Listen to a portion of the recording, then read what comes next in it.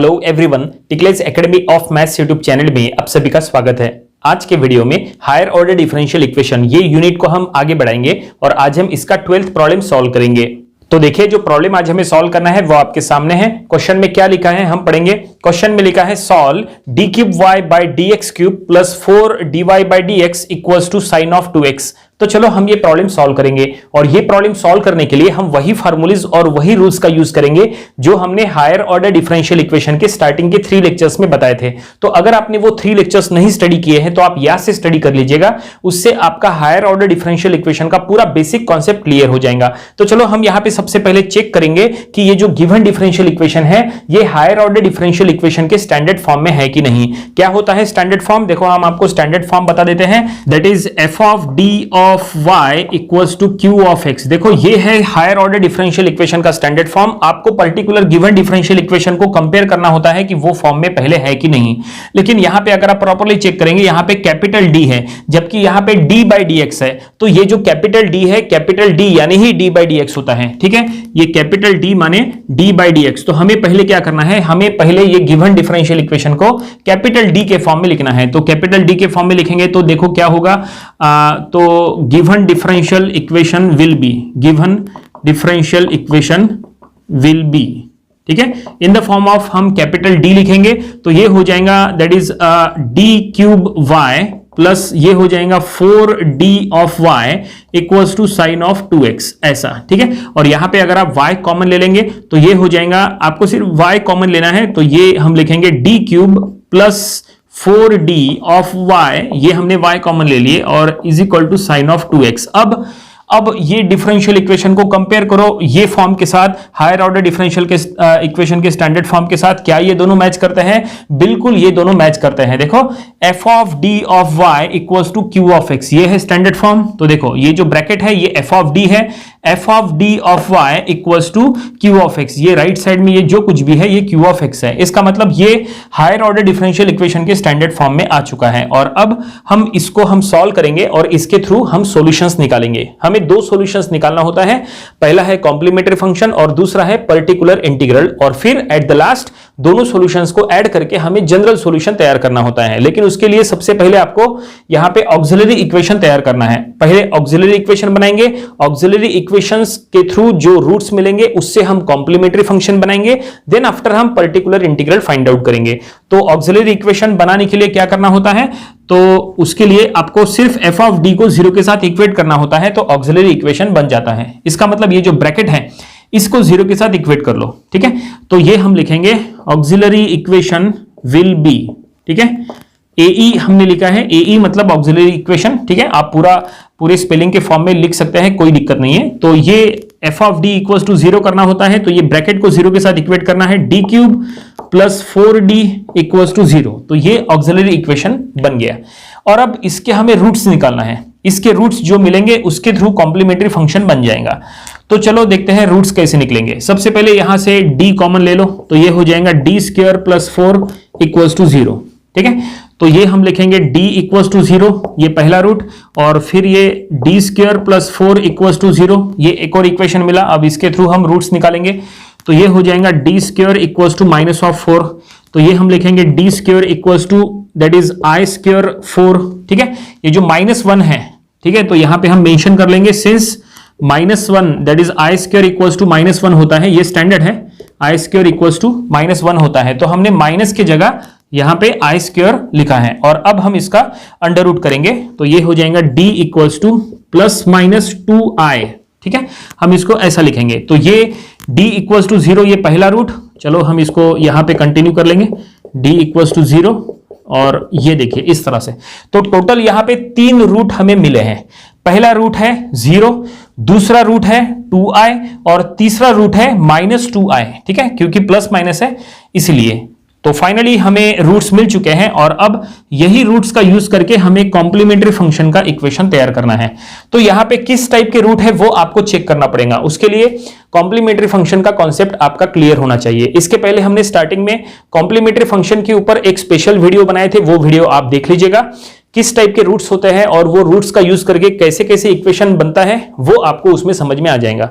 तो यहां पे अगर हम प्रॉपर्ली चेक करेंगे d इक्वल टू 0 लिखा है, इसका मतलब ये रियल एंड डिफरेंट ये टाइप में आता है, और यहाँ पे प्लस माइनस 2y है, ये इमेजिनरी एंड डिफरेंट ये टाइप में आता है। तो इसके थ्रू कॉम्प्लीमेंट्री का फंक्शन का इक्वेशन हम ऐसा बनाएंगे CF। तो कॉम्प्लीमेंट्री फंक्शन का इक्वेशन देखिए क्या बनेगा, तो ये 0 के लिए हम लिखेंगे ओनली C1, ठीक है, और ये प्लस माइनस 2y के लिए ये हम लिखेंगे plus C2 that is cos of x नहीं सॉरी cos ऑफ 2x, ठीक है, cos of 2x plus C3 sine of 2x, ये हमने ऐसा लिखे।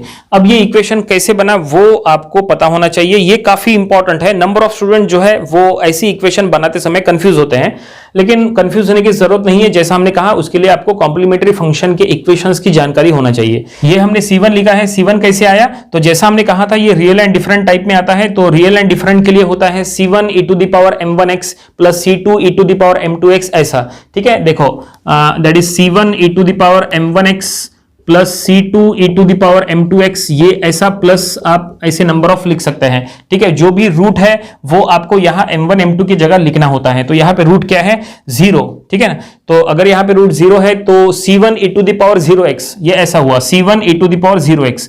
तो अगर आप यहाँ पे 0 पुट करेंगे तो e टू द पावर 0 माने क्या होता है 1 होता है, ठीक है। तो C1 इंटू 1, तो यहाँ पे इसलिए हमने ओनली C1 लिखे हैं, e to the power 0x ऐसा नहीं लिखे। और अब ये कैसे आया, तो इसके लिए हमने क्या किए, इमेजिनरी एंड डिफरेंट ये टाइप का यूज किए। इमेजिनरी एंड डिफरेंट के लिए देखो रूट का फॉर्म कुछ ऐसा होता है अल्फा प्लस माइनस आई बीटा। देखो अगर इस टाइप का रूट अगर है अल्फा प्लस माइनस आई बीटा तो वो होता है इमेजिनरी एंड डिफरेंट।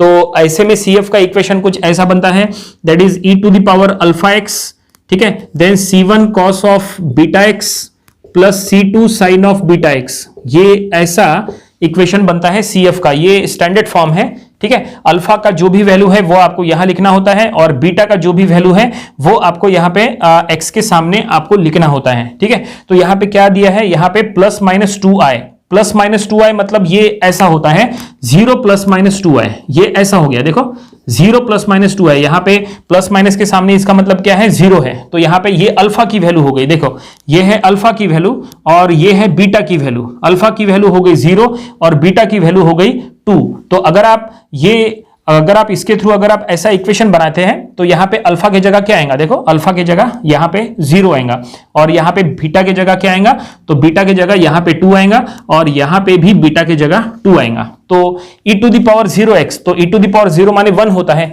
तो ये आपको लिखने की जरूरत नहीं है। तो अगर हमने इसको हटा दिए तो क्या बचता है C1 cos of 2x plus C2 sine of 2x ऐसा बचता है, और बिल्कुल यही हमने यहाँ पे लिखा है। लेकिन ये इक्वेशन में C1 पहले ही हो गया था, इसलिए हमने C2 C3 यहाँ पे कंटिन्यू किए, और ये देखो ये जो हमने बताया है बिल्कुल यही फॉर्म हमने यहाँ पे रखा है। इस तरह से ये हमने कॉम्प्लीमेंट्री फंक्शन का इक्वेशन बना दिए। उम्मीद करते हैं कि ये कॉम्प्लीमेंट्री फंक्शन CF का इक्वेशन कैसे बना ये आपको समझ में आया होगा। और अब हम आगे बढ़ेंगे, और जैसा हमने कहा था हमें टोटल 2 सॉल्यूशंस निकालना होता है CF एंड PI, तो ये हमने CF निकाल लिए। और अब PI की बारी, तो PI माने पर्टिकुलर इंटीग्रल। तो PI फाइंड आउट करने के लिए फार्मूला हम यहाँ पे पहले मेंशन कर लेते हैं। PI का formula that is 1/f of d into q of x, ये है PI फाइंड आउट करने के लिए फार्मूला। तो चलो अब हम यहाँ पे पुट करेंगे 1/f ऑफ d क्या है, देखो f ऑफ d हमने कहा था ये जो ब्रैकेट है ये पूरा f ऑफ d है dq प्लस 4d, तो ये हम यहाँ पे लिखेंगे that is dq plus 4d, ठीक है। और अब q ऑफ x, तो इक्वल्स टू के राइट साइड में ये पूरा q ऑफ x है, तो इसके जगह हम लिखेंगे साइन ऑफ 2x। तो ये फाइनली हमने PI फाइंड आउट करने के लिए यहाँ पे जो भी हमने फार्मूला बताए थे उसमें सभी का वैल्यू हमने पुट कर लिया है, ये f ऑफ d और ये q ऑफ x। और अब हम इसको सॉल्व करेंगे, और इसको तब तक सॉल्व करना है जब तक d यहां से सॉल्व नहीं होता। एक बार d सॉल्व हो जाएगा तो फिर हमें PI it means particular integral मिल जाएगा, और फिर हम आसानी से जनरल सॉल्यूशन बना सकते हैं। तो चलो अब हम इसको सॉल्व करना शुरू करते हैं। तो यहाँ पे सॉल्व करने के लिए आपको पर्टिकुलर इंटीग्रल में जो 6 केसेस आते हैं उसकी जानकारी आपको होना चाहिए। वैसे इसके पहले ऑलरेडी हमने पर्टिकुलर इंटीग्रल के ऊपर स्टार्टिंग में एक स्पेशल वीडियो बनाए थे, वो वीडियो आप देख लीजिएगा। सभी 6 केसेस की जानकारी आपको हो जाएंगी। केस का क्या मतलब है, देखो ये जो q ऑफ x है इसके जगह हमने क्या लिखे sin 2x लिखे, तो ये जो q ऑफ x है इसके टोटल 6 टाइप्स हो सकते हैं, ठीक है। तो ये कौन सी टाइप में आता है ये आपको पता होना चाहिए। तो ये जो sin 2x है ये केस 2 में आता है। देखो केस 2 क्या कहता है उसके बारे में हम आपको बता देते हैं। देखो PI फाइंड आउट करते समय 1/f of d into q of x यहाँ पे जो होता है इसके जगह अगर sin ax हो या cos ax हो, sin भी हो सकता है cos भी हो सकता है, तो अगर यहां पे q ऑफ x की जगह sin ax हो, cos ax हो, तो ऐसे में वो केस 2 होता है। और ऐसे में रूल ये है कि ये जो f ऑफ d का इक्वेशन है उसमें जहां जहां पे d स्क्वायर है वहां वहां पे माइनस a स्क्वायर पुट करना होता है। ये रूल काफी इंपॉर्टेंट है और ये पुट करते समय आपको पहले चेक कर लेना होता है कि क्या डिनोमिनेटर 0 हो रहा है। अगर ये पुट करते समय अगर डिनोमिनेटर 0 हो रहा है तो फिर ऐसे में आपको पुट नहीं करना है, फिर आपको न्यूमरेटर में x से मल्टीप्लाई करना है, फिर डिनोमिनेटर को डिफरेंशिएट करके प्रोसेस को कंटिन्यू करना है। चलो जो हमने कहा वो यहां पे हम अप्लाई करके देखते हैं। तो जैसा हमने कहा ये रूल हमें यहां अप्लाई करना है। तो sin 2x देखो ये जो है ये sin ax के फॉर्म में है, a का वैल्यू यहां पे 2 है। तो केस नंबर 2 के अकॉर्डिंग अगर हम देखें तो d स्क्वायर के जगह हमें माइनस a स्क्वायर पुट करना है। a का वैल्यू 2 है तो माइनस ऑफ a स्क्वायर मतलब माइनस ऑफ 2 स्क्वायर मतलब माइनस ऑफ 4। तो d स्क्वायर की जगह माइनस 4 पुट करना है, लेकिन यहां पे d स्क्वायर तो है ही नहीं, तो ऐसे में हम यहां पे d स्क्वायर को लेके आएंगे। कैसे लेके आएंगे? देखो ये जो d क्यूब है, d क्यूब को हम लिखेंगे d into D square plus 4d ऐसा, ठीक है ना। तो d स्क्वायर की जगह अगर आप माइनस 4 यहां पे पुट करेंगे तो यहां पे हो जाएगा that is minus of 4d और ये प्लस ऑफ 4d। देखो ये माइनस 4d प्लस 4d ये क्या हो जाएगा? 0 हो जाएगा। इसका मतलब अगर ये केस 2 का ये जो रूल है वो अगर हम यहां पे अप्लाई करेंगे, d स्क्वायर की जगह माइनस 4 पुट करेंगे तो ये डिनोमिनेटर 0 हो रहा है, डिनोमिनेटर 0 हो रहा है। इसका मतलब हम यहां पे वो पुट नहीं कर सकते। हम एक काम करेंगे ऐसे में, अब न्यूमरेटर में x से मल्टीप्लाई करेंगे, डिनोमिनेटर को डिफरेंशिएट करेंगे, फिर प्रोसेस को कंटिन्यू करेंगे। तो ये न्यूमरेटर में आ जाएगा x और डिनोमिनेटर को डिफरेंशिएट करेंगे तो d क्यूब का differentiation that is 3d square, ठीक है, और ये हो जाएगा प्लस 4 ओनली, और फिर ये इंटू साइन ऑफ 2x ये एज इट इज है, ठीक है। और अब यहां पे केस नंबर 2 का ये जो रूल है वो फिर से अप्लाई करके देखो कि क्या यहां पे डिनोमिनेटर 0 हो रहा है। तो यहां पे अगर आप d स्क्वायर के जगह माइनस a स्क्वायर मतलब d स्क्वायर के जगह अगर आप माइनस 4 पुट करेंगे तो अब ये डिनोमिनेटर 0 नहीं होगा, क्योंकि ये 3 डी स्क्वायर की जगह यहां माइनस 4 आएगा तो 3 इंटू माइनस 4 इसका मतलब माइनस 12, तो माइनस 12 प्लस 4 0 नहीं हो रहा है। इसका मतलब अब हम ये केस नंबर 2 का रूल हम यहां पे यूज कर सकते हैं। तो यहां पे हम लिखेंगे x न्यूमरेटर में और डिनोमिनेटर में 3 into minus 4 plus 4 into sine of 2x। देखो यहां पे d जो है वो सॉल्व हो चुका है और अब बस थोड़ा सा इसको रिड्यूस करो तो ये x और डिनोमिनेटर में क्या बचेगा? ये माइनस 12 और प्लस 4, इसका मतलब ये माइनस 8 हो जाएगा। तो ये हम लिखेंगे 8 नीचे माइनस ऊपर और इंटू साइन ऑफ 2x। तो ये हमने यहां तक एक्सटेंड कर लिए और कुछ भी सॉल्व करने की जरूरत नहीं है, ये सफिशिएंट है। जैसा हमने कहा था d एक बार सॉल्व हो गया तो फिर वो pi हमें मिल जाएगा, तो ये हमें pi मिल चुका है। और अब हमने जनरल सॉल्यूशन तैयार करना है, क्योंकि हमने कहा था कि CF और PI को आपको यूज करके जनरल सॉल्यूशन तैयार करना है। तो हम यहां पे लिखेंगे देयरफॉर जनरल सॉल्यूशन इज आपको CF और PI को ऐड करना है। तो ये हम लिखेंगे y equals to that is CF plus PI, ठीक है। दो सॉल्यूशंस आपने निकाले थे, एक था CF और दूसरा था PI। बस ये दोनों को जस्ट यहां पे ऐड करना है, कुछ भी सॉल्व नहीं करना है, जस्ट आपको यहां पे ऐड करना है। तो ये ऐसा हो जाएगा y equals to C1 plus C2 cos of 2x plus C3 sine of 2x, ये हो गया CF। ये देखो ये जो CF का इक्वेशन है वही हमने यहां पे लिखा है। और अब PI हम लिखेंगे minus that is x by 8 into sine of 2x, ठीक है। तो ये हमें क्या मिल गया? ये हमें जनरल सॉल्यूशन मिल गया और फाइनली प्रॉब्लम यहीं पे कंप्लीट हो गया। उम्मीद करते हैं कि ये प्रॉब्लम आपको समझ में आया होगा। ये प्रॉब्लम आपको अपनी प्रैक्टिस बुक में जरूर सॉल्व करके देख लेना चाहिए। ये था हायर ऑर्डर डिफरेंशियल इक्वेशन, ये यूनिट का प्रॉब्लम नंबर 12। इसके पहले जो हमने इसके 11 प्रॉब्लम्स लिए थे वो भी आपको स्टडी कर लेना चाहिए और इसके आने वाले वीडियोस में हम इसके और भी नंबर ऑफ प्रॉब्लम्स कवर करेंगे ताकि इसकी अच्छी खासी प्रैक्टिस हो जाए। तो मिलते हैं नेक्स्ट वीडियो में। Thank you very much.